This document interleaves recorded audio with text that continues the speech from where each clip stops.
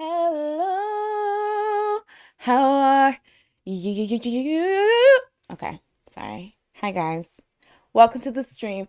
Have I worn this shirt recently? I feel like I have. I wasn't sure. That's the one thing. Like, it sucks because I don't stream every day. So, like, I tend to have shirts that I like, right? That I'll wear a lot. But I'm always wondering, did I wear the last stream?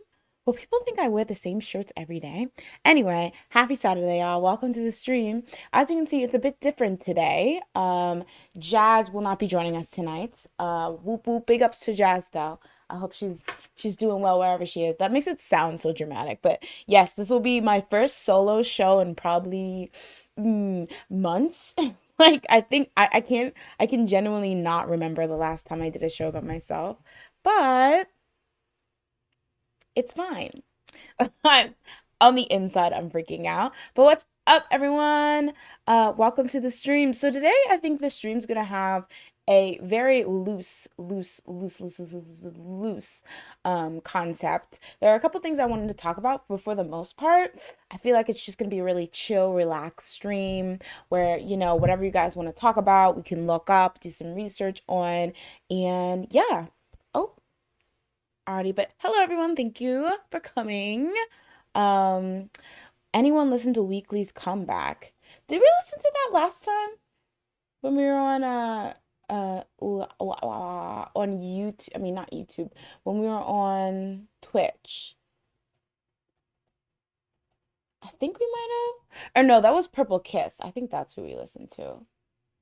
But no, I did not see. Unfortunately, guys, so for the people who know me from Twitch, we sometimes will like whip out if there's a new release or something, we'll whip out the music video. Unfortunately, I cannot do that on YouTube under any circumstances. YouTube will snatch me right off air. Some of you guys who know from my really earlier streams from early last year, you know that they have a device that will literally ID if copyrighted music's being played, and they'll literally snatch you off air. So unfortunately, if it's something I haven't listened to, I don't think I can listen into it. Well, I could probably listen to it myself and just mute my audio. But like in terms of like a group listen, that can't happen here, unfortunately. Um, but oh my God, everyone's seen it. Hi Dante. Hey Red Light. What's up, everyone? What's up, Christine? Thank you for coming through today. How was everyone's week so far? Let's start off with that because what was it? Last week I did not have a stream. So it's been 2 weeks since we have a Daily Dose show. So there's actually quite a lot that's happened since then. So how are you guys? How have you been for my YouTube babies? How have you been? Wait, everyone's saying they're obsessed. Maybe I'm the only one who's like not hip to the game. Wait, should I just listen to it real quick? Here, I'll mute my desktop audio so I can hear it in the background. So I'll be multitasking here. Let's see if that works. I feel like I'm always so out of touch when it comes to, because Weekly is newer, right? Okay, you guys can't hear that. Okay, cool. You guys can't hear that.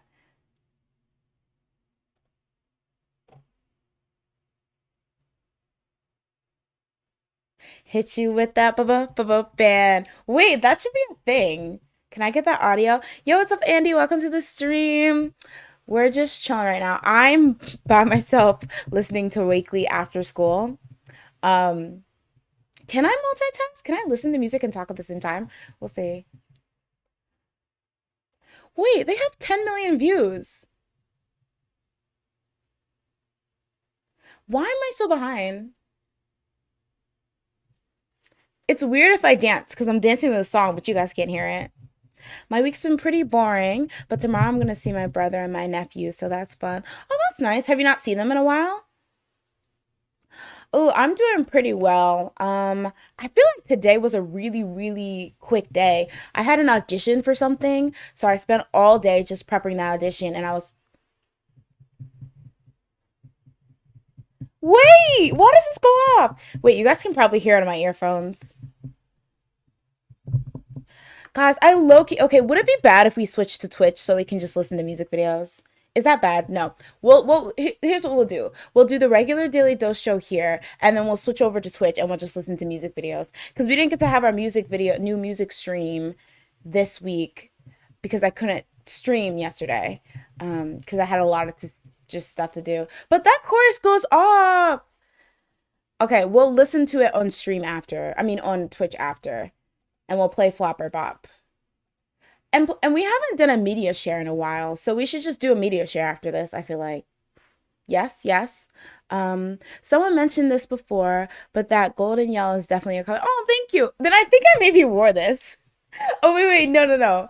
I might have wore something else. Somebody once told me that, and I was just like, I will forever wear yellow for the rest of my life. But thank you. My week was kind of chill. Now I have a shoulder sore from sleeping. Oh, that's the worst. Are you one of those people that really toss and turn when you sleep? Because I feel like that tends to be like you like wake up in these really weird positions, like when people toss and turn a lot.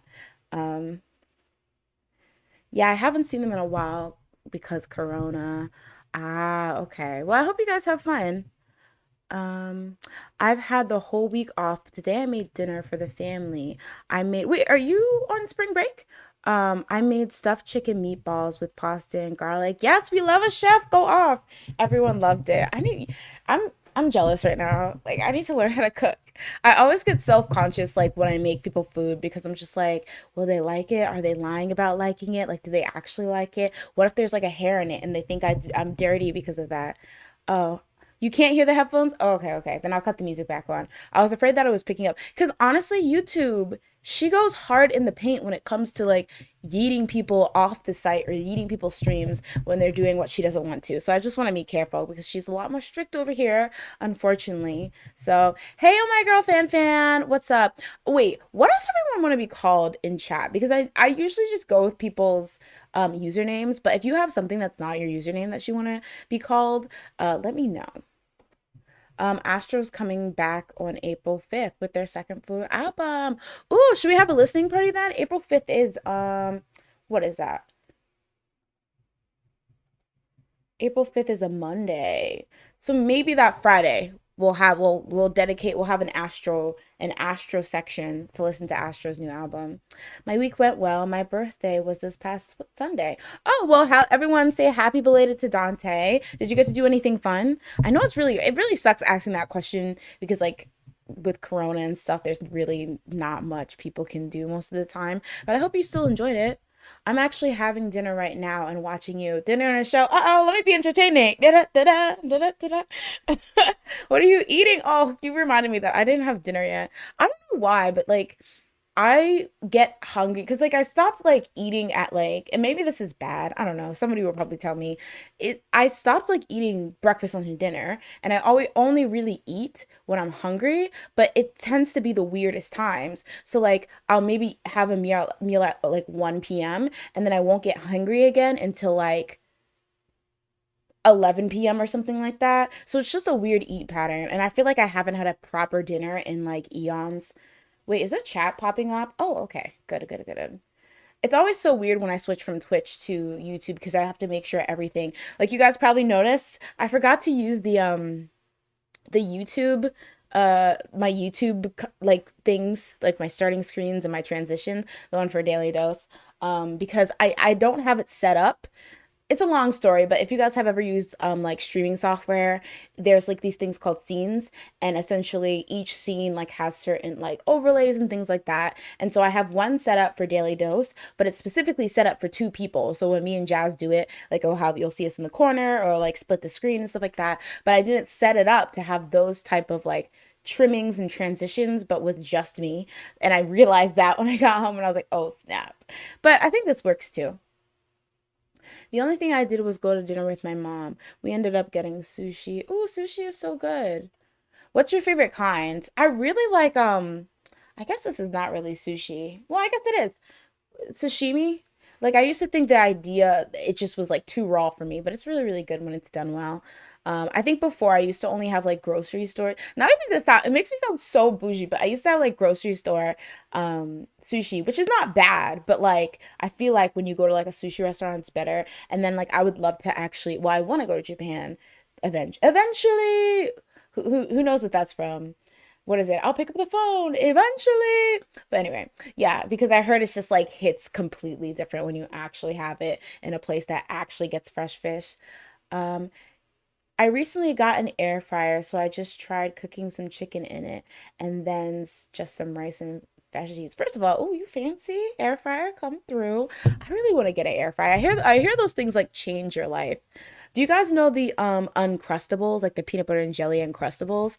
I was listening to a podcast, and so they were talking about how like Uncrustables are really, really good. For those of you guys who don't know what it is, it's basically like a pre-made peanut butter and jelly sandwich, and it's in a circle, and so you can just like throw it in a kid's lunch, and they can eat it. It's perfect or whatever. It's like it's not like a sandwich in the way like two breads. Well, it is two breads, but it's like closed off, so it's kind of like a meat pie or whatever. And so somebody came up with the idea of putting them in the air fryer, like to like I guess heat them up. I don't even know. And apparently that tastes really, really good. I don't know. I haven't had a Uncrustable since third grade. Um, Yo, what's up, colorful? Long time no see. Thank you for stopping by. We're just chilling. This is gonna be a very chill stream, guys. Very chill. Very chill. We are gonna be chilling. And then we're gonna go over to Twitch to listen to music. I had some bad food poisoning for sushi mixed with drinking boba months ago. I haven't eaten sushi since. Ugh. Food poisoning will really do you over with like it's just like even if you know that that was just a bad batch, you just never want to eat it. But oh, wait. So are you just off sushi or are you off boba too because of that? Because that is the ultimate like that'd be so sad. I love bubble tea. I like sushi, but the restaurant that I went to put wasabi in between the rice balls and the fish. I'm not a fan of wasabi. Wait, they like snuck it in there? I feel like that's literally a hazard. I feel like it's supposed to go on the side, right? So if you don't want it, that seems dangerous unless you like know it's in there. I love Uncrustable. Yes, Uncrustable Hive come through. Wait, you guys, maybe I should try Uncrustables now. I really haven't tried them in a long time. And I heard that they like kind of have like Uncrustables the remix now because it's like different flavors and stuff. I've mostly been using it to heat stuff up. I haven't actually made anything. Ooh, you should try making dehydrated like vegetables. Cause there's if you guys know what Trader Joe's is, I never know if like stores and things that I talk about are just like where I live or like in my country or if it's worldwide. So I always preface everything like, do you know what this is? But like Trader Joe's has like these dehydrated they have dehydrated I think okra, but I don't really like it because it's too sweet. But then they have dehydrated broccoli and I feel like a healthy girl when I eat them because they're so good. I genuinely enjoy them. But it's like $3 for like an ounce. So I'm like, this is kind of too much money. So I was like, the first thing, if I get an air fryer, the first thing I would do is start making dehydrated vegetables because they really are like literally taste like chips. Boba is everything. It's literally like happiness in a cup. Yes, I feel. Ugh, I used to live in a place like a city that literally like every single corner has boba. But since I moved where I live now, there's literally one boba restaurant in the or place in the whole entire like city, and I'm just like, wow. So people really live like this, huh? Like I'm just so sad. But also like I feel like there's a lot of sugar in it and I would have like one cup. I try not to, but honestly, especially when I was still going into work, after work, the way I would unwind is like get a cup. Like there's so many good restaurants and they like be put in like have you ever tried I guess it's not really boba anymore, but like bubble tea, but it has that purple rice in it. It's so bad, but it's so addicting. But like the a lot of the bubble tea places that were like around where I live, they would like literally put like the most like weirdest, interesting stuff in the boba. So I'd have to like or in the drink. So I would like try all of them. You know what though? If you trust your cooking skills, if you like hop on Amazon or something, they sell like the tapioca pearls and then they sell like powder. So you could like open up your own boba shop in your house, perhaps. I tried doing that, but I'm cooking deficient, y'all. It's really quite sad. Like, okay, here's the thing. So you know how like there's like, that stereotypical women should know how to cook so you can get a husband and stuff like that. I personally feel, and maybe I'm just making excuses, but I personally feel like since it was pushed on me so much as like a young girl, I like it became really defiant. I'm like, what if I just don't know how to cook? like, and now I just not good at cooking. Don't get me wrong. I'm like a grown adult, so I can like cook food for myself or I'd be dead. But like I really like I'm not people who be salt baying in like their kitchen, like that's what I aspire to be so I can make myself really good food. So I'm not constantly eating out because that's the problem. That's where we're trying to get. That's how I felt about avocado flavored boba. It's a weird experience that I could not stop ordering. That sounds really, really good. Because avocado does have like a earthy taste, but like I've had avocado ice cream, so I'm assuming it's like in the same vein where it actually is pretty good when it's sweet. But I've never had avocado flavored boba. I'm gonna sit next time I'm like in a bubble tea dense area. I'm gonna see if I can find that. We have a Trader Joe's in Columbus, Ohio, but it's more an affluent neighborhood. Yeah, I think that's it too. It's like I know like there was a criticism that like, was it the CEO of Whole Foods or Trader Joe's? I don't know, but I saw a tweet where it's like Trader Joe's is actually a great place because it's healthy food and it's relatively cheap, but for some reason they're only in like super super super schmoozy areas, which is really strange because you would think they would go to places because they're so affordable that like need it the most. But Trader Joe's, if you can go to Trader Joe's, they have really good and interesting like snacks.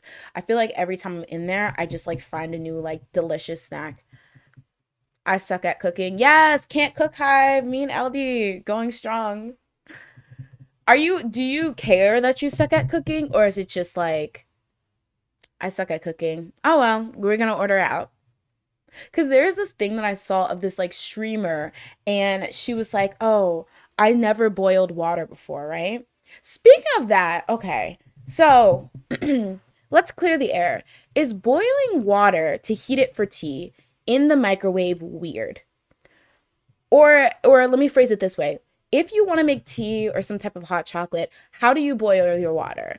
I feel like I recently was shamed and I'm in my feelings about it. Ooh, that sounds good. We love a rebel pushing societal standards for women.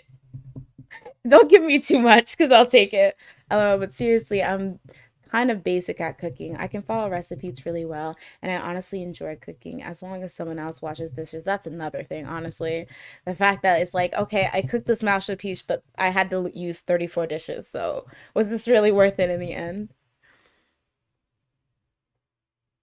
I boil mine in the kettle. Okay. Is that an electric kettle? Or is it like the one you put on the stove? I guess I kind of care that I suck at cooking because I don't like getting takeout all the time. That's fair. Yeah. I feel like that's like because takeout is so expensive. There's this thing on Twitter where someone was like, I gotta stop living like this. And it was like them ordering like one, I think it was boba, like one drink. And it was like the original drink was like $6, but then with tax it came up to $21. And sometimes though, like I used to do this really bad thing where I just would not look at the price because I was just like, I don't want to feel bad for getting this thing that I really want to get. I have a kettle for when I boil water. Oh, okay. Okay. Okay. Okay. So there's a lot of people. Microwaving water for tea is like microwaving leftover chicken nuggets or something. It just isn't the same. Well, okay, here's the thing. For me, I do have like a kettle that I would put on a stove, but throwing it in the microwave is just more quick. It's just so much quick. But apparently that's really weird. A lot of people think that's weird to like throw in the microwave. I don't know. I think I might just go ahead and get an electric kettle because apparently those are like that's like God's work right there, apparently. The one you put on the stove. Oh, okay. So a lot of people have stove kettles. Yeah. I have one, and if I like make tea for like my dad or something like that, that's what I'll use. But like, I don't know. Throwing in the microwave is just so easy. I have a friend who is an amazing cook, and I really can't cook at all. I would pay her to make my meals. Honestly, if I ever get like super, super rich, the first thing I'm doing is getting a private chef. That way, I don't have to worry about cooking, but I'm also not ordering, sloppy joes every night. Ooh, it's been a while since I had a sloppy joe. But like I'm not ordering like a bunch of food every night, you know what I mean? I spend too much time overthinking on preparation. For example, I kind of question over the size of a diced carrot rather than just winging it. No, but that's so real. Like it's just like I was really into making fries one time or like a long time ago, and the first time I was trying to like make it from scratch from potatoes, I was like, "Are these wedges too thick?" But the thing is, it really does like not to like justify your overthinking, but sometimes I really do. Like just like cutting something a little different or like not making it small enough or something, it really ruins the recipe. What kind of gave me confidence though? Do we like BuzzFeed or do we hate BuzzFeed here? I really don't know what the moral compass, the current tide of BuzzFeed is, but watching BuzzFeed, those like quick BuzzFeed videos, like they were so easy to follow that I was like, wait, maybe I low key am Bobby Flay. Like maybe there's hope for me. And then also I broke down because YouTube was like punching me in the face with all those like Hello Fresh and Daily Harvest and things like that, those kind of like meal boxes. So I got Hello Fresh. I tried Hello Fresh and I tried Green Chef. And it's basically like a food service. I feel like I'm doing an ad. Try HelloFresh today. It's basically like a food service where they pre-measure everything out and just send you all the ingredients you need, and then you cook them. And I was like, wow, cooking's not that hard because it would be like seven ingredients, but then it would make a really, really good meal, and like it would walk me through like when I'm supposed to heat things up, how long, and like what temperature and stuff like that. And it was really easy. So I was like, perhaps Ratatouille 2, starring me. Okay, we hate BuzzFeed. Okay. BuzzFeed is over. I didn't even mention her. Who's BuzzFeed? I don't know her. BuzzFeed is really, really problematic though. I saw the most recent like why we left BuzzFeed from Kitchen and Jorn. They were on they had like their own little BuzzFeed show. Like they had like a lot of shows they produced between them, and they were just basically saying how it's miserable and BuzzFeed takes all your work and they don't, prioritize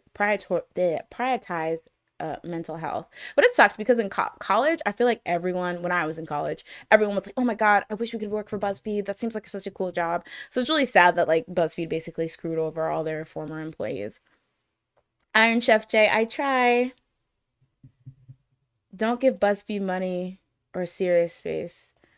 Ugh, okay. We're BuzzFeed's canceled. I never know. I never know. Because it's like, honestly, though, I would say that, like, to be like frank, I feel like their appeal and their like reach has kind of dampened over the years. Like I remember I could not go 2 seconds without like seeing a BuzzFeed video or somebody talking about a BuzzFeed quiz. And now it kind of seems like they're like, nobody really talks about them that much.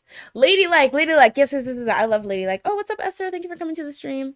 BuzzFeed, well, the way that I've seen it, BuzzFeed, their most problematic thing is that like basically they don't treat their employees well. Like if you look at BuzzFeed, YLF BuzzFeed, there's like hundreds and not hundreds, but probably tens of that makes it seem like a little, but probably like 20 something videos about like YLF BuzzFeed and things like that. And people just talk about how they were just did not treat their employees well. Yeah, I really love Kitchen and Join. Buzz Greed, wait.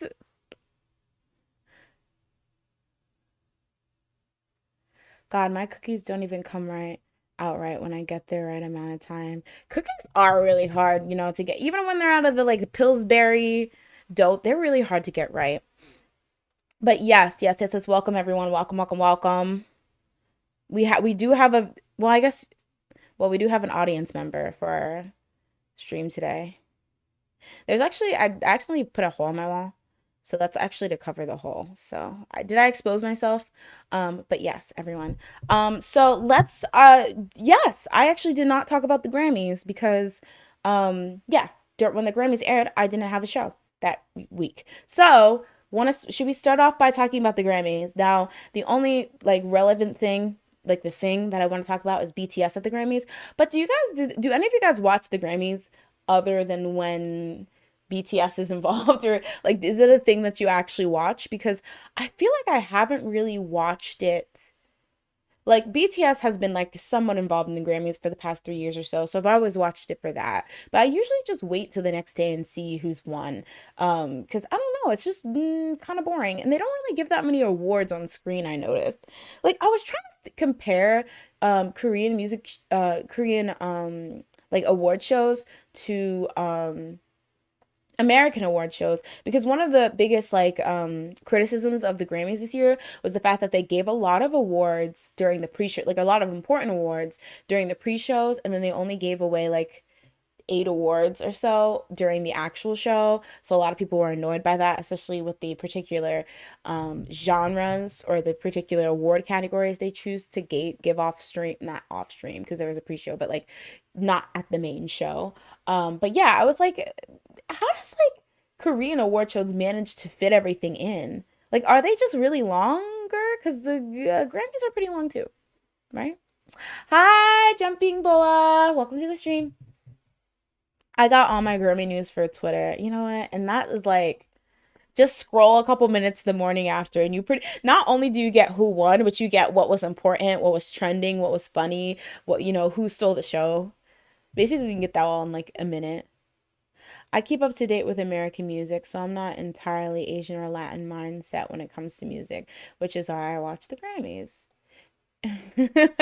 These earbuds, they're doing their best. They were $9, so I did watch after I came home from work. Really glad Beyonce broke the Grammy record, but I feel they used BTS for clout and views since they didn't perform till almost the end. And there was a fake, I'm glad you brought that up because there was a fake kind of like set list. And I thought that BTS was pouring like more towards, maybe it was not even the fake set list because people did go after them, but they were towards the end. But yeah, I was like, it's very telling that they're always put into the end. It's like, obviously they're always going to be put more to the end because, they're this huge pool, but then it's kind of like, okay, they're this huge pool, then act like it. I mean, I personally think that like BTS did get a lot of hype, but of course, the elephant in the room is that they did not win their category. Ariana Grande, or for people who don't know, they were in the best pop duo, or group, and they were nominated for Dynamite, but then Lady Gaga and Ariana Grande run for Rain on Me. Now, I don't really feel here nor there about that song. I don't think it's bad, but I definitely don't think it's, especially from Ariana Grande and Lady Gaga, they have better songs. So I was quite sad that they didn't win it. Um, I was waiting for Taylor Swift's performance. Oh yeah, she was also another big act of the night. And I think she won the third album of the year for the third time, which a lot of people were like critical about. I did see. Usually I watch it, but since 2013 or 2016, I don't watch. Is it because you don't find yourself interested in like seeing who won, or you don't find yourself interested in the people who are invited? Because that's what I'm trying to work out with myself. Um, Yo, what's up, Swiggle? I do care what my scream name is here. Hey, hey, hey. What's up? I'm kind of behind. Haven't watched award shows since 2010. They're too political, nowhere near where the award shows are rigged. Yeah. I think when I was reading up about like what is like, I don't want to say required, but what's kind of like the process when you get eliminated, how like you're really expected to schmooze the academy and schmooze the voters and things like that. It's just like, I mean, if you think about it, it's really, really silly because I remember one of the first things I saw when BTS lost to Ariana Grande and Lady Gaga was a lot of ARMY whipping out like facts and figures and be like, BTS outsold them in so many categories. It makes no sense that Ari and Lady Gaga beat them. And I was just like, well, that has really nothing to do with who wins the Grammys. And it's really funny because I feel like that's a double-edged sword because you see like a lot in K-pop people complaining because they feel like everyone with big fandoms always gets an upper hand because their fandoms can do streaming parties, bulk buy, blah blah blah. So it's like somebody who might have a good song but like not a big fandom never really gets a chance. But the only way to really combat that is to like, because even with voting it would have the same thing, is to have a committee. But the Grammys are a situation where it is a committee, like a select few of people who vote for then what is like supposed to be the most awarded and prestigious songs of the year in America. But it's like, why are we listening to these random, like, I don't even know how many people are in that category, I mean in the Academy like voting list, why do they get to determine? Because they might not listen to everything, they might have biases that automatically count out certain songs and stuff like that. It really does not make sense that it's this important, because like I know that you have to be invited to be part of the voting academy, but also you could have got invited like years, like literally decades ago, and still have the right to vote, even though maybe you don't listen to the music or you don't really care that much. Like it's really silly if you think about it. Grammy has been shady for years and they're getting worse. Yeah, and I think it's even worse because like now people can like really talk about it in social media, because I feel like before it was all like what news articles were put out and then, maybe commenting on those sites or talking amongst friends, but now there's like a mass communication with like the internet. People can point out and like share information about why they think the Grammys are shady. But it's kind of like they have this like chokehold, because it's like so many people know the Grammys are shady and will still come. And like while some people, like it's like polar opposites, comparing maybe like somebody like Meg the Stallion, who had a great Grammy night. I think she got like a majority if not all, she won a majority if not all the things she was nominated for, was very like had a performance that like was viral and things like that, and everyone's like, oh, good job, like you deserve it. And then you look on the other side, somebody like The Weeknd, who had very heavily listened to music this year and didn't even get any nominations. So it's just like this weird thing where it's like you have to be happy for Meg, but then also be like, this is rigged. But then it's like, well, for saying rigged, is that putting Meg's like win into question? Like, it's very confusing. There's a rumor saying that Spotify and really most American media is trying to cut ties with Korean entertainment industry to somehow bring back Americans to approaching American products. That is foolish. If you want that to happen, just do something that's better. Do something that's better. Do something like, the thing is, I feel like the K-pop is very unique, because I feel like, and not to say that other American artists don't, because there's definitely American artists that like um put their fans first and like show that really a fan's important. But I think one of the reasons why K-pop blew up, besides, interesting music, interesting outfits and stuff like that, is that fan interaction is really unmatched. Like, even though we don't get it per se in terms of like fan signs and stuff like that, the fact that these artists like promote on these music shows, so you get to get so much content from them. They're really, really active. Well, some of them are active on like their Twitters and things like that. You get to see them on variety shows. You get the things like that. That's not things that really always happen with like American artists. And I feel like that makes people feel closer and thus want to stand harder and things like that. Because really, if you think about it, aside from like when it comes to like physical albums, aside from the photo book, no one has a CD player. Nobody's using that CD, but people buy it because they want to support their faves and they want to get the photo cards, of course. But it's like at the end of the day, it's really like to support their faves, and you don't see that because it's just like sometimes the connection is not that close, because, well, I really don't know actually. And I think honestly people are moving more towards, I feel like, trying to like up that fan interaction.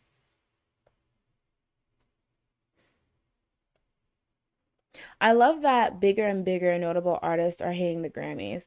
Like The Weeknd saying that he isn't going to submit or comment something I hope artists would do.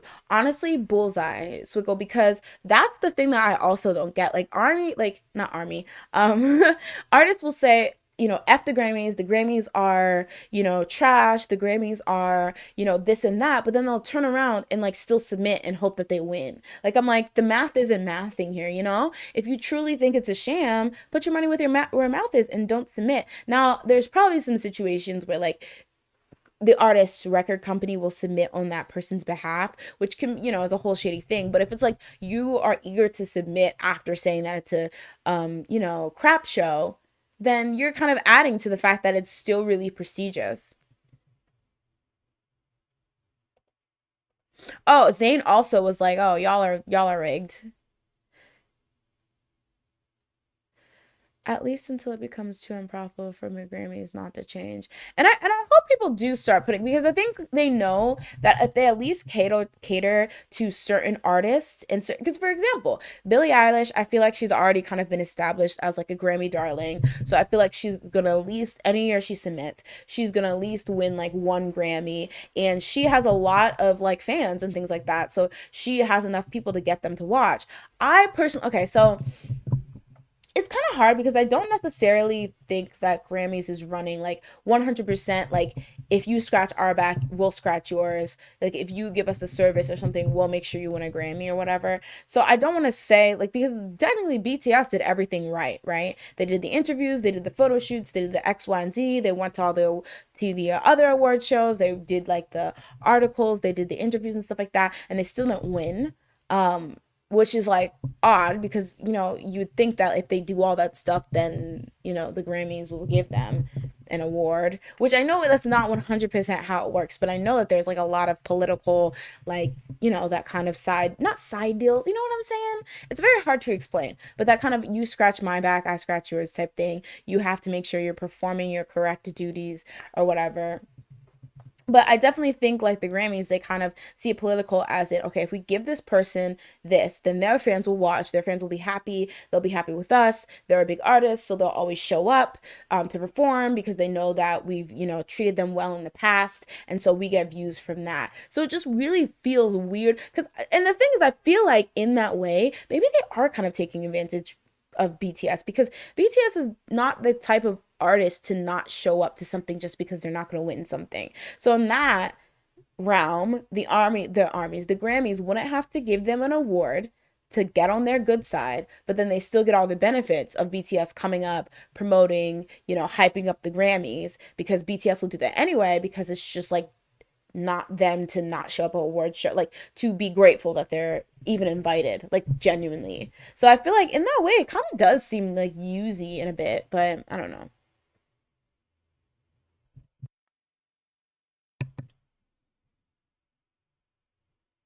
I like buying physicals just in case something happens to my digital copy or the songs I want aren't available digitally. Lucky my laptop has a CD drive. Oh, you are lucky. I had to get this, y'all. Hold on.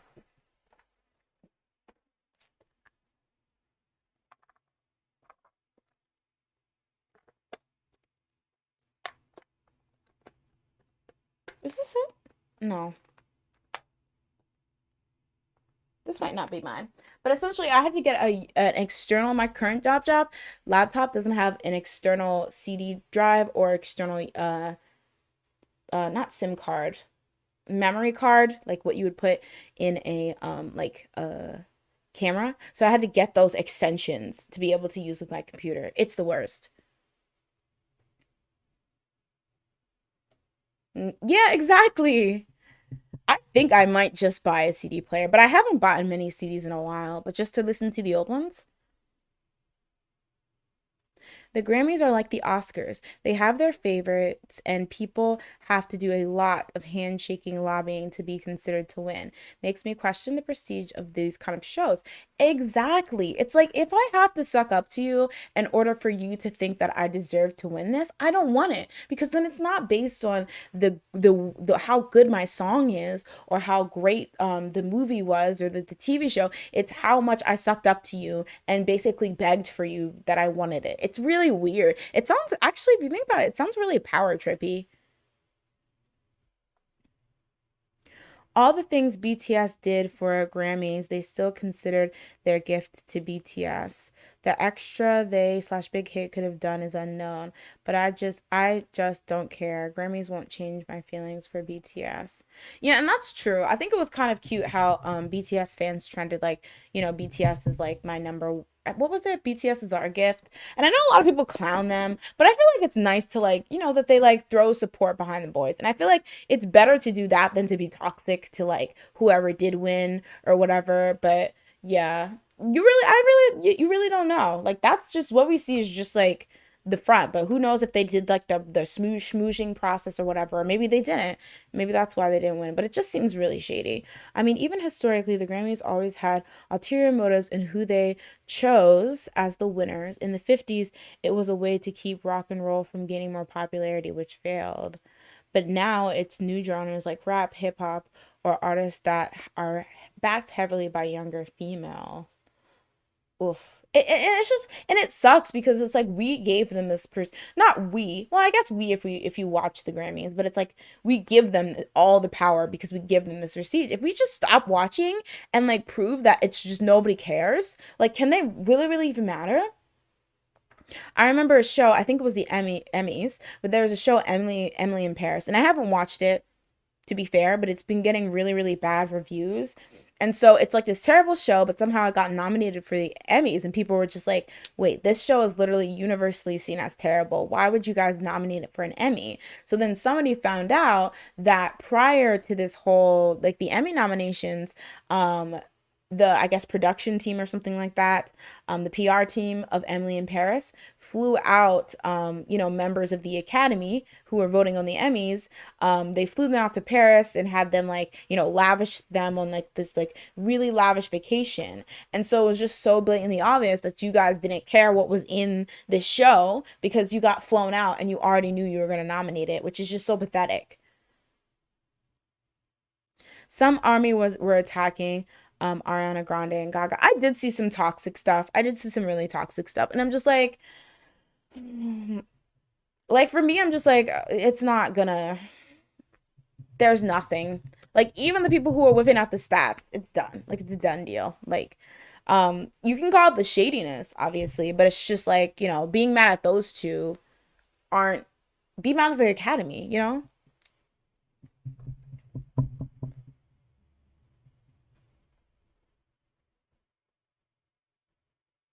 Oof, be careful when buying CD players. It can get stupid expensive.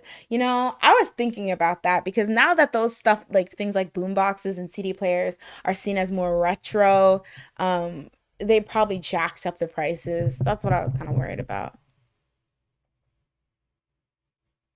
Oh my God, my the sensor here is so like I don't know what she's like sensitive. Like it like will like censor the most like mundane words.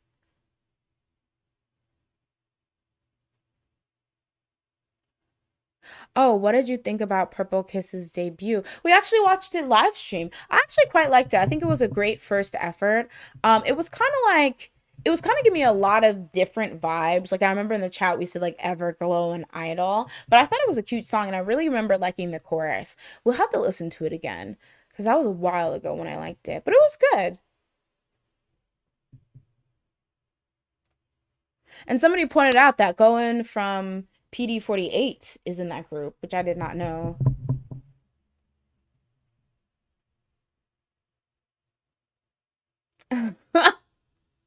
Army has the most toxic fan base, and it's sad. Okay, this is the thing. That wasn't me farting. That was my chair. I swear. I swear. Let me recreate it. I I really like. Okay, let's play a game. Well, hmm. Let's do this. Say when you got into K-pop. Say the year you got into K-pop, and say the most toxic fan group fan group fandom at the time when you got in your opinion, because I feel like it's kind of recency bias because like I army can be really really toxic, don't get me wrong, and it only sounds insult to injury because there's such a powerful fan base. Even if it's like 10% of them being toxic, it makes waves. But I want to literally make a ranking of like this seems so negative, the most toxic fan bases, because I do wonder if there's some recency bias in the idea that Army is the most toxic or hateful, the ones that are that hateful fan base, or it's like because they're the current ones that are toxic. Because I'm trying to remember like XOL at their height, Suju fans at their height. I don't even know. Did black VIPs maybe? Blackjacks maybe? Oh, also, this lipstick from Peri Para, this Ink Airy lipstick. Once again, this is a sponsorship that doesn't exist, but this is really great. It's like all the like how we were talking about like a couple weeks ago, how like how did we let the world trick us that liquid lipsticks weren't crusty, musty, and dusted?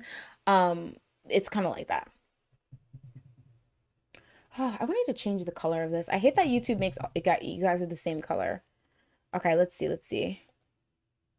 I think K-pop fans, Army, and fans of other non-US based artists shouldn't put too much weight on American achievements. Like, yes, it's amazing to get awards and break barriers, but there's nothing wrong with being famous in your home country. Yes, I really, really, really hate the local, like, oh, your faves are local, like that kind of thing. It's so disrespectful. Like, it's so disrespectful because, first of all, even being known in your country is hard enough. Like, there's some people who debuted and disbanded and we never even knew they existed. So, like, this idea that there's something embarrassing for mostly being known in your country is so ridiculous. I mean, I get the idea that because of the way that the American entertainment industry is just so big, if you like are popular there, a lot of the times it will give you like ways to cross over or whatever. But before BTS popped in America, they were popping a bunch of places.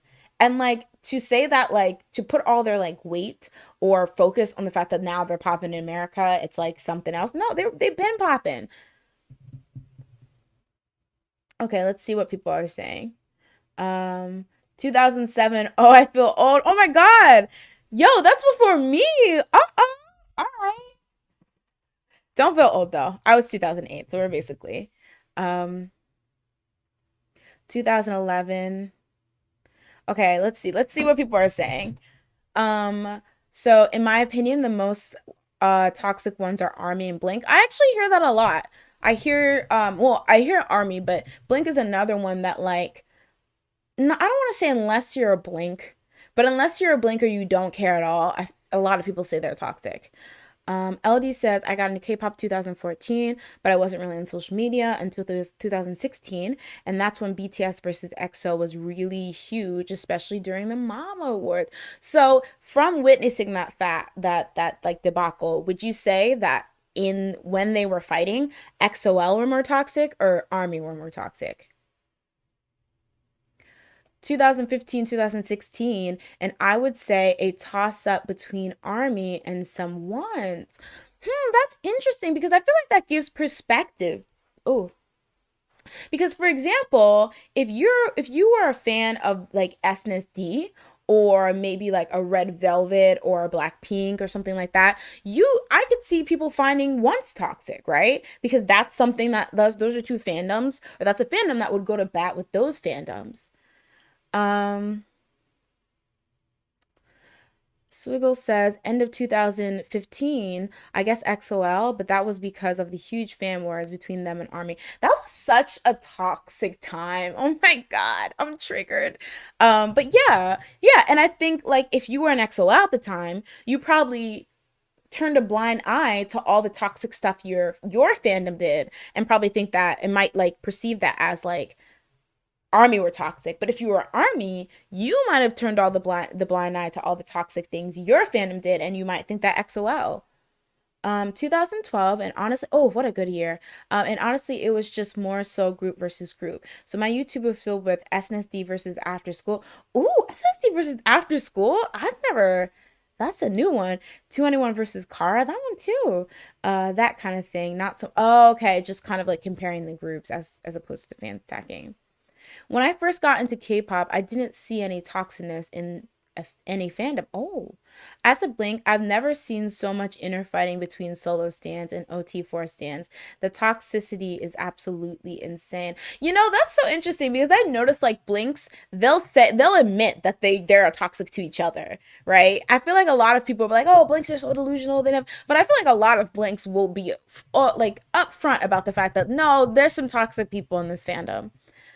It was like a friendly competition. I remember it was a lot of hate amongst boy group stands against girl group stands, which I feel like never makes sense. Like, at the height of like the Army versus Blinks, like when they used to fight every other week, I was like, y'all are never gonna be up for the same stuff. So why is this? What's going on here? Got into K-pop around 2012, 2011. Oh, what's up, Brim? Welcome to the stream. EXO used to be pretty bad. They were the armies of the 2000s. Then SM stopped prioritizing EXO and they learned how it goes. Yeah, I remember when. I don't want to be shady. I'll keep my mouth shut for now. Mm. Yeah, I really think it depends because I feel like there's some people that to this day they will say that XOL is the most toxic or was the most toxic, but you know they've mellowed, so it's not like something you would talk about recently. Or some people who will say like so-ons. I always mispronounce that. For the longest time, I said stones. They might think they are the more toxic, or like once is the more toxic. XOL were definitely more toxic towards BTS and armies in 2016. VIPs were known to be pretty chill. I think VIPs were pretty chill until they weren't, right?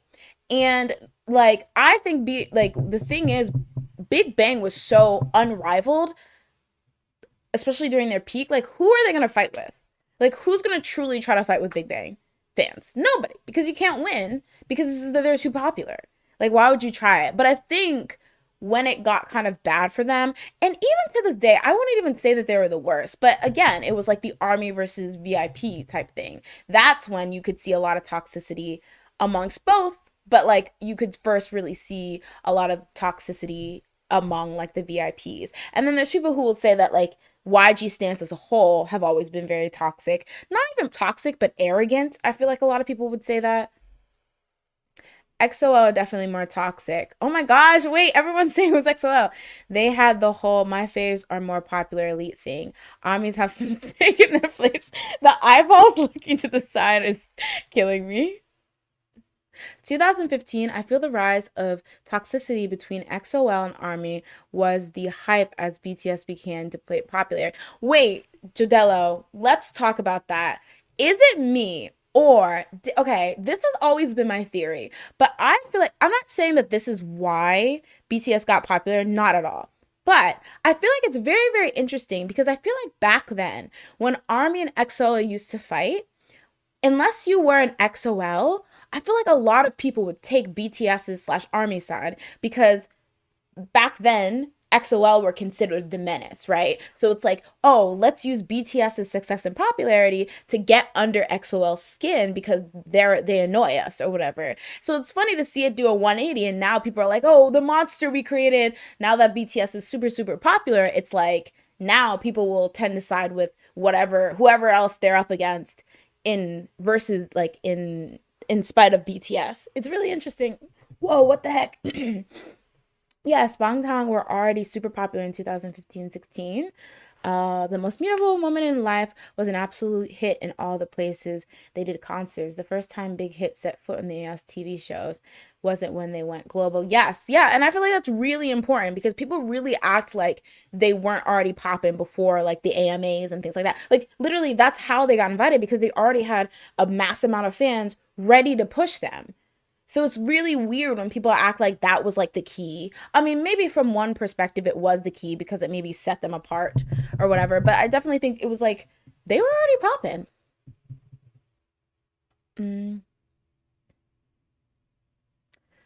Oh, I lost my place. I'll just scroll down to the end. Um, wait, hold on. Somebody said something. Um,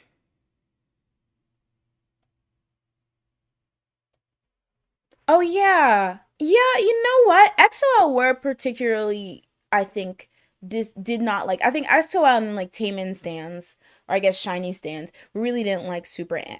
But I didn't know that XOL fought with NCT fans. I wasn't aware of that.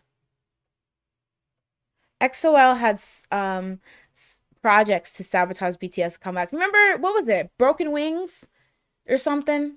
I remember doing a video on that. I don't know if it was headed by XOL though, but it was like Broken Wings or something like that they tried to do to try. Yeah, it was really toxic. Wait, so are we really crowning XOL the king? And not saying currently, because obviously they've chilled, but in terms of the timeline of toxic fandoms, are we crowning XOL the most toxic? The thing is though, there's toxic to other people and then there's toxic in general because I would say elves are very toxic to Super Junior. The way they yeeted someone out of here and they said do not speak to us.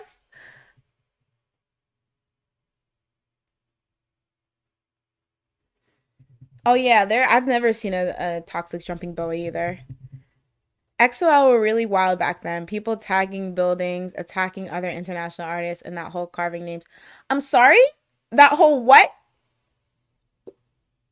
I'm sorry, I must have missed that. Who was carving names into their flesh? I'm scared. I start seeing the toxicness when I started to pay more attention to K-pop in 2017 and 2018. Yeah, I think that's true. I definitely think there's different levels of like how into K-pop you are, and then once you start getting more into it, you start noticing those things. Like I'll always say, and maybe this is a question, when did you guys start caring about or noticing things like charting and sales? Because when I can distinctly remember when I first got into K-pop, besides like when people win Inkigayo and stuff like that, I was not aware of whether a song I personally liked was popular or not. It wasn't until a couple years that I understood things like charting and like winning, not necessarily music shows or award shows, because I understood like the concept of winning an award show or music show, but like I really never checked a chart. I never checked a position. I never checked a sale. And to be fair, it was harder to get those type of stats back in the day. Now you can like log on to any forum and you'll see it, or log on to YouTube. No, go onto Twitter and you'll see it. But like, yeah, it's interesting how like when you get into K-pop more, you start to uncover, I don't even want to say like I guess the toxic side of it, but maybe that's just any fandom.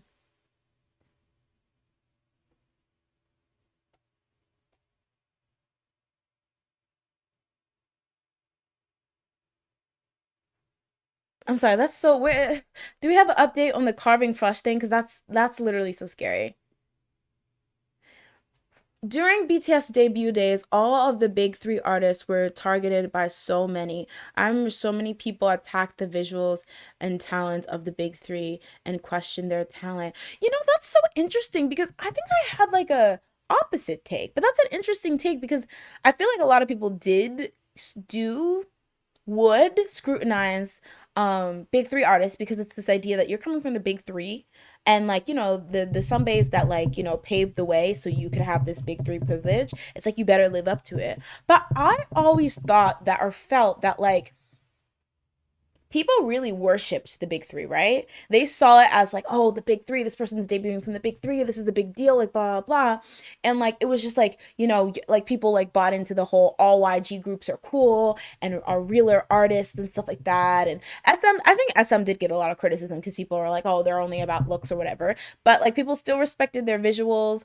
They respected like TVXQ. SNSD got some hate, but I think eventually people came around to them, and things like that. And I feel like, but like I felt like after, and maybe I'm just being whatever, but I feel like after the like rise of like BTS, and don't get me wrong, there were groups that were non big three that were going toe to toe in popularity, I guess toe to toe, but we're like keeping relevancy. Like I always hate the notion that people think that like if you weren't SNSD or 21 in the second gen, you were irrelevant. No, there were a lot of relevant popular groups that weren't those two in the second gen or whatever. But like that just goes to show you that, like, you know, there are a lot of groups that were non big three holding their own out there. But I feel like it almost became like taboo to come from the big three after the rise of BTS, because people started looking down on the privilege you got from being in the big three. It wasn't like, wow, this person is the big three artist. They got into the big three. They're YG. It was like, they got that golden spoon, like, you know, everything handed to them. They didn't even have to work. Like, you know, it all of a sudden, I feel like started this trend of it's actually cooler if you don't come from the big three. Like, don't get me wrong, you still get all the perks from coming from the big three. But in terms of like credibility, it's actually cooler, and it means you worked harder if you made a name for yourself without coming from the big three. Maybe it's just me, but I don't know. I feel like I've already always see that. Big Hit collaborating with Universal Music Group to create their own group in the US. I did see that. I think we talked about it. I think we talked about it during one of our past streams, but I'm trying to think. But yeah, I did hear that, and I thought it was interesting because I was like, why? I heard that there was also like going to be a whole show around it. I remember reading that as well. Um, Red Light says, y'all, I hate to break it to you, but half the stuff XOL did were stuff they learned from a select few J-pop stands and first gen scans. It got stands. It got highlighted more because of the internet and sheer numbers. You know, that's also true. I feel like a lot of times we discount or don't bring up stuff that happened in first gen, either because we don't know about it or because it just wasn't documented well enough by the internet. Ooh, wait, what are we talking about DL for? Back during XOL's Woof era, a post of Instagram went viral of this girl who had cut Dio's name into their arm. Why? Why? Oh my God. I wonder where she is now. Oh my God. That sounds really, really concerning. I hope she got help because, yikes. I was literally never interested in charts, but I guess I was interested in view counts on YouTube starting 2017, if you count that. No, I think that's one too. Because I think when I got into K pop, like, YouTube was big in the sense that that's how you found like a lot of videos, but the whole like chart counting thing, and maybe somebody's gonna correct me, but I don't remember it being a big thing back then. So that's interesting. I think when I started caring about view, I never really followed view counts, but I remember the first time, funny enough, view count wars, I guess, was one of the reasons why I became an XOL fan back in like mid 2000 tens, because I knew about them but I had never checked them out, and so their overdose video had just come out and it was breaking all these like records at the time. Guys, peep this. At the time, XOL's Overdose held the record or broke the record for most views in 24 hours, and it was 5 million views. That literally won't even get you in like the top 20 of the most 24 viewed out or 24 hours viewed list now. It's crazy how big K-pop has gotten. But yeah, so I was like, oh, why is this video breaking so many like records? Is it just that good? So I checked it out and I fell in love with Theo, and he was wearing Timberlands, and that just did something for me. Yes, but yes, that is my history. Oh my gosh, YouTube keeps censoring everything.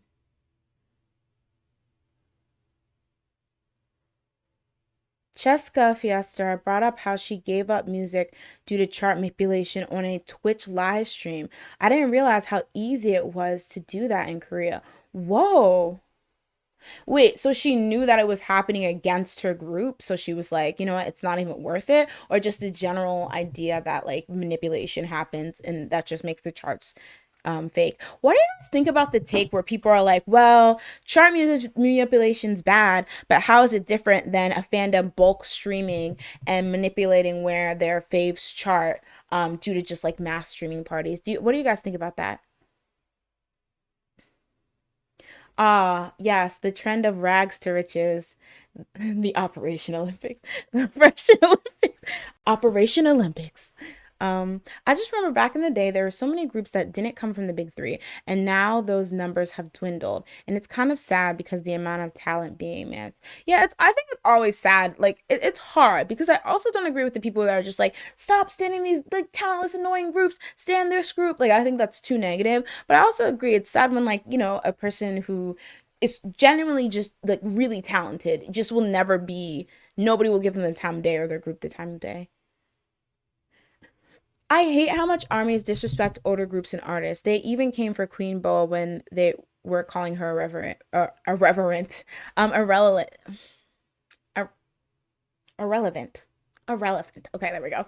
Irrelevant. They refuse to acknowledge that other artists have also paved the way. Yeah, I hate that, and I like to think that it's newer fans, because I feel like if you've been here long enough, you would be a fool to act like there wasn't multiple factors into the fact that K-pop blew up. Like obviously, if, um, BTS being the one to truly like break the barrier or the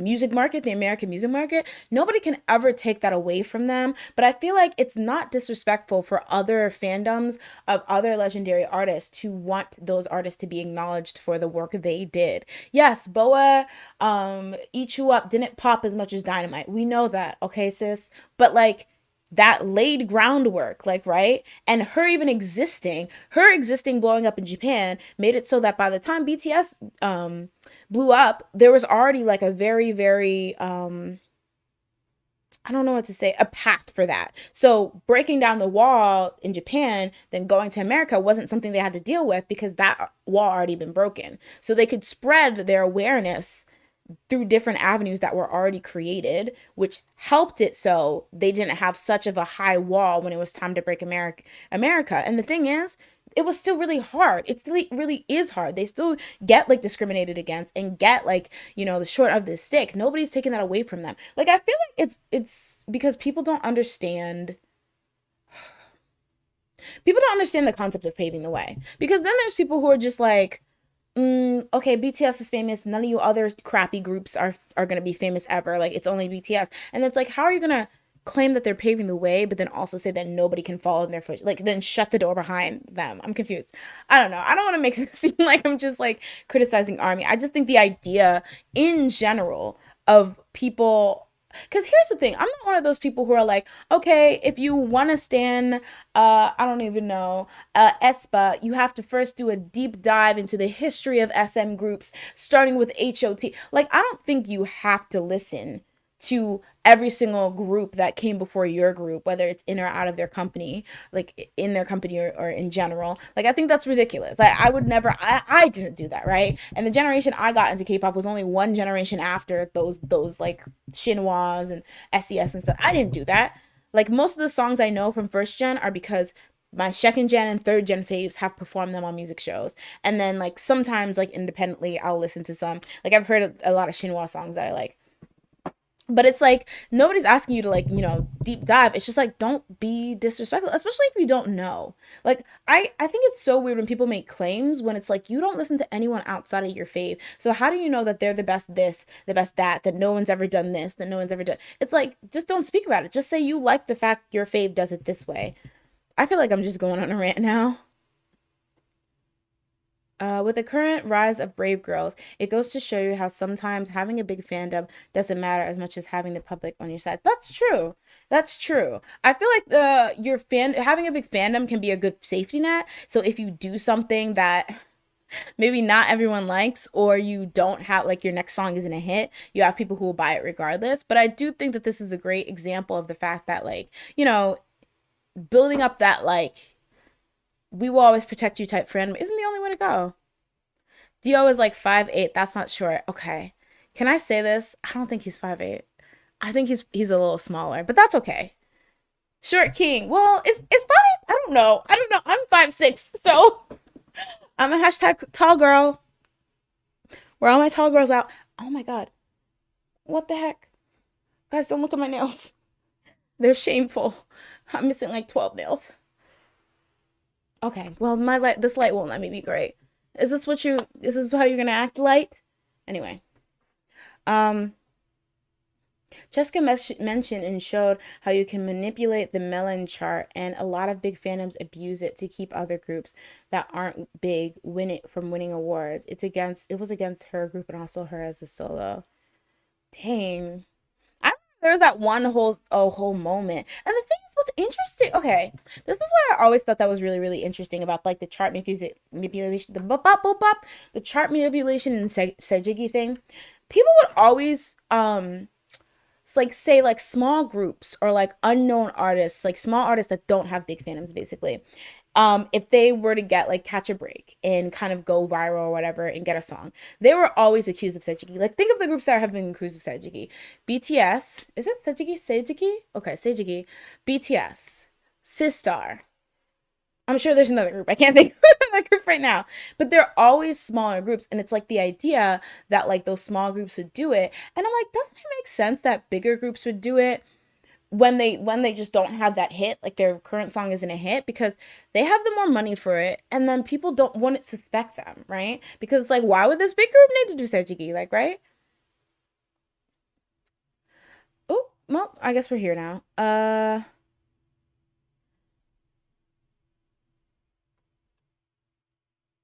That deep dive mentality was very popular during the late second gen. Yeah, it was basically if you don't. Yeah, I don't believe in the idea because it's just like if it comes to you organically, you hear one Shinhwa song or something, or let me. It's not Shinhwa, it's like SNSD now. Like if you hear one SNSD song you like, or one I don't know, one girl song you like or whatever, and you're like, let me explore that. That's one thing. But this idea that you just like have to, or you're not a real K-pop fan, it's very strange. I can understand.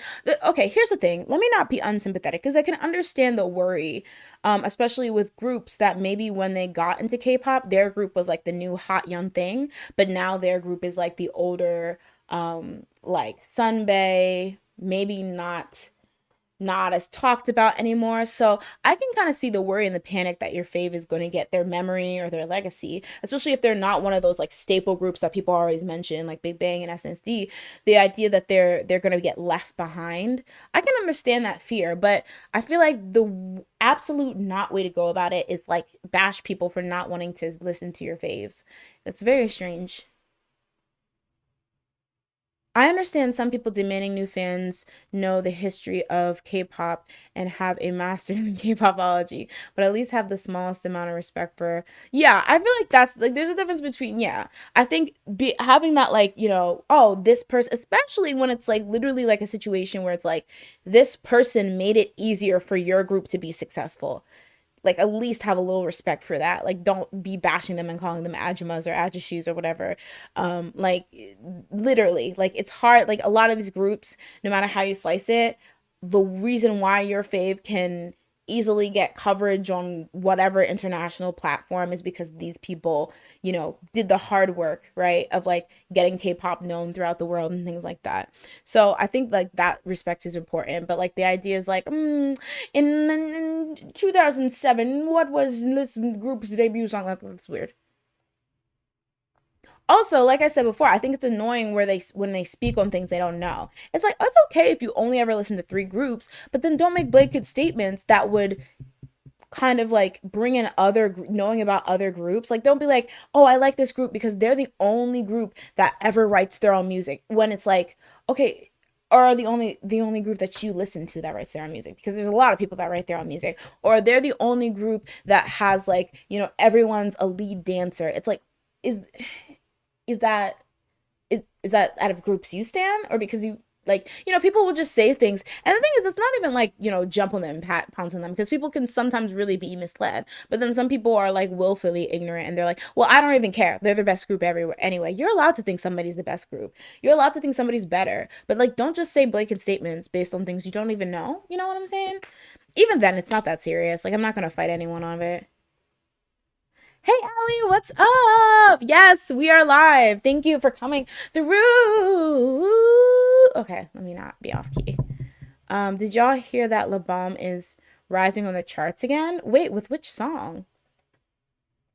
Let me do my melon check. Melon. Dun, dun, dun, dun, dun, dun, dun, dun, dun. All right, guys, it's been an hour. Are we moving to Twitch now, or do you want to stay on YouTube for a bit?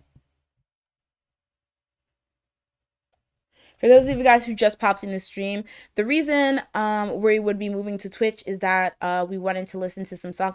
Yes, not like it's literally bon appetit to when every time I log on to Melon, I see Brave Girls rolling, just like chilling on the top like it's where they belong.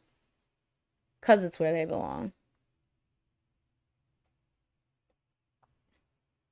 The Brave Girls situations made me happy and sad at the same time because they deserve it.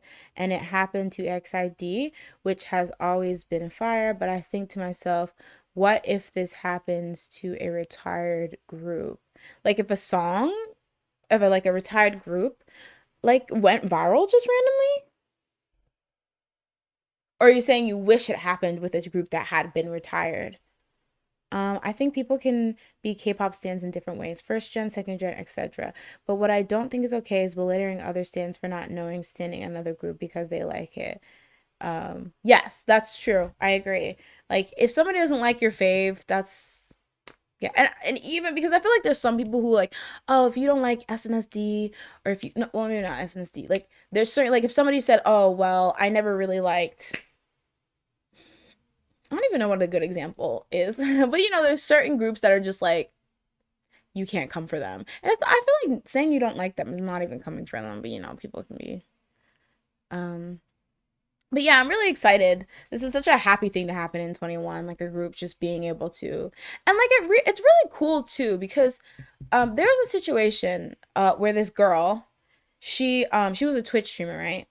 And so I guess like some bigger Twitch streamer had given her a shout out or something, and so it resulted in like, some of her streams blowing up, and like she did this, she like, was really really happy and stuff like that.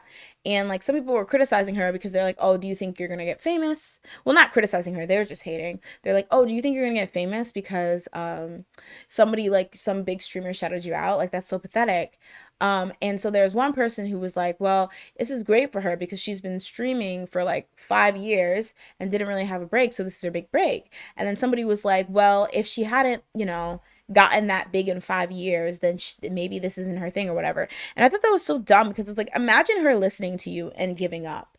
Then this big break of hers would never happen. And I'm thinking the same thing about Great Brave Girls because I remember there's an article saying that prior to them blowing up with this song, they were on the verge of disbanding. So think of all the times when like they didn't hit big or it wasn't a super successful comeback, that there were probably people were telling them to give it up and just like get a day job or whatever. And the fact that they didn't listen to them has led them to finally getting their chance.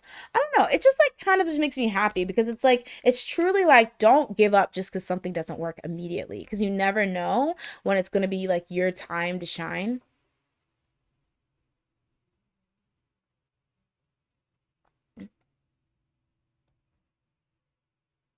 Mm. Oh yeah. Oh, they already have their fifth win. I saw that they had their fourth win, but they already got five. That honestly, this is amazing because it really is just sitting pretty on Melon, and I'm just like shocked. I'm shocked at like the, well, I guess it doesn't really matter, but like all the people below them, because it's like these are like heavy hitters, and you guys are just dancing on the top of Melon. But it's such a beautiful thing, honestly. Brave girls have really been trying. Remember when Park Bom had Eunji guest on her Queendom performances? Min Young was vocal about her love for Friends, and Yoo Jong was trying to promote on Insta. Ugh, it's just such a beautiful thing. All right, guys, we're gonna head to Twitch. I'm gonna put my Twitch in the chat for those of you who don't know. So the beauty of Twitch is that we're gonna be chilling, kind of like we are now, but we're gonna, if there's any like releases that we missed, we're gonna listen to them. Should I set up media share or can we just do a chill thing? Because I think my media share should be working for the most part. I have to see, but so let's say we'll break for 5 minutes, and I'll be on Twitch at 11 p.m. or 11:10 p.m. Eastern Standard Time. Sound good?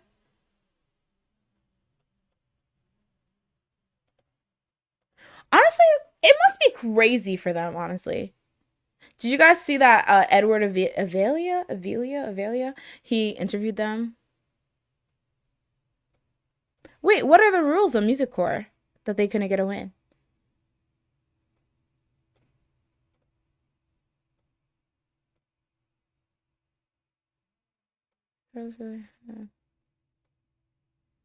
All right.